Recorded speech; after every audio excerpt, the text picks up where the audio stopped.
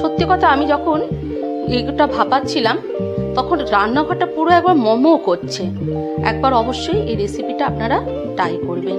নমস্কার, বিশ্বাস প্রোডাকশনের পক্ষ থেকে সবাইকে জানাই স্বাগত।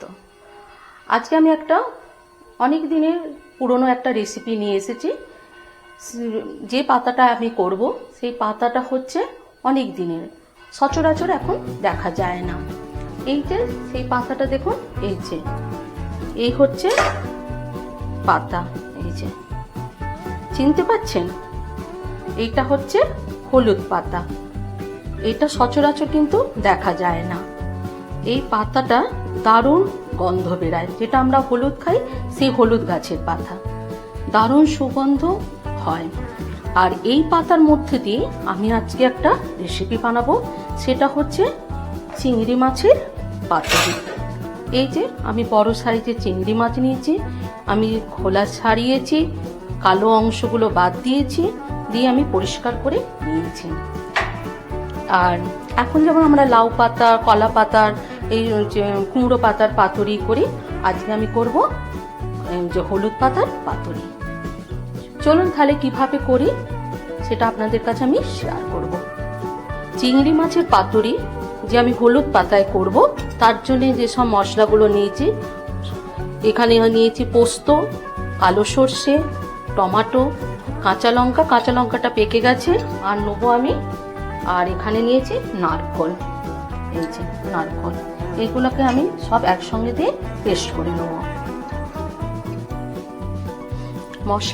মশলাটা আমার পেস্ট হয়ে গেছে। এবার আমি চিংড়ি মাছগুলোর উপর দিয়ে দেবো, চিংড়ি মাছগুলোর উপর দিয়ে দিলাম। এবার আমি দেবো তেল, আর আমি ওই মশলার সাথে চিনি, হলুদ, নুন দিয়ে একসাথে পেস্ট করে দিয়েছিলাম। অবশ্যই আপনারা একটু টেস্ট করে নেবেন। আর এবার আমি এটাকে মাখিয়ে 10 মিনিট রেস্টে রাখবো। মশলাটা ভালো করে মাখিয়ে নেব। কাঁচা সর্ষে তেলও কিন্তু আমি এর উপরে দিয়ে দিয়েছি। দিয়ে তারপর আমি 10 মিনিট রেস্টে রাখবো, তারপর ফিরে আসছি।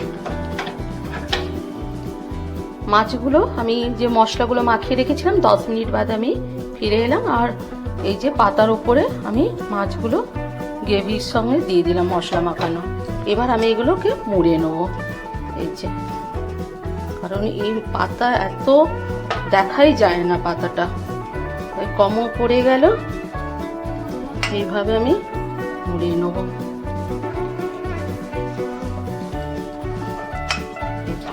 নিয়ে আমি সুতো বেঁধে নেব।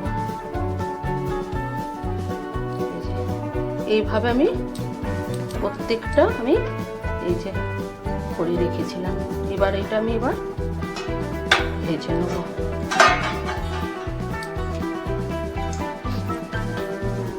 গ্যাস অন করে দিয়েছি, কড়াতে তেল দিয়ে দিলাম, সর্ষের তেল গরম হয়ে গেছে।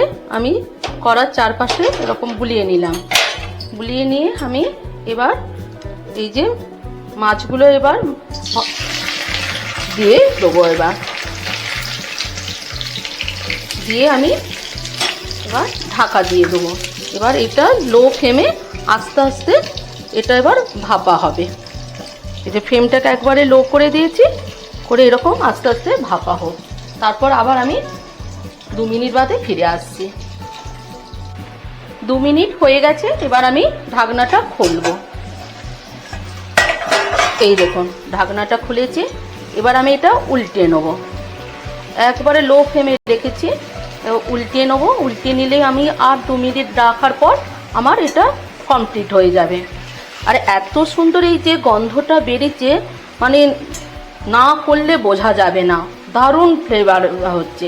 যেমন কুমড়ো পাতা, লাউ পাতা এগুলো তো আমরা খাই, কিন্তু কলা পাতা বলুন, এই যে হলুদ পাতার এর ফ্লেভারটা এত সুন্দর আসে, তার জন্যে এইটা নেওয়া। আর এর মধ্যে এই জন্যে আমি করলাম।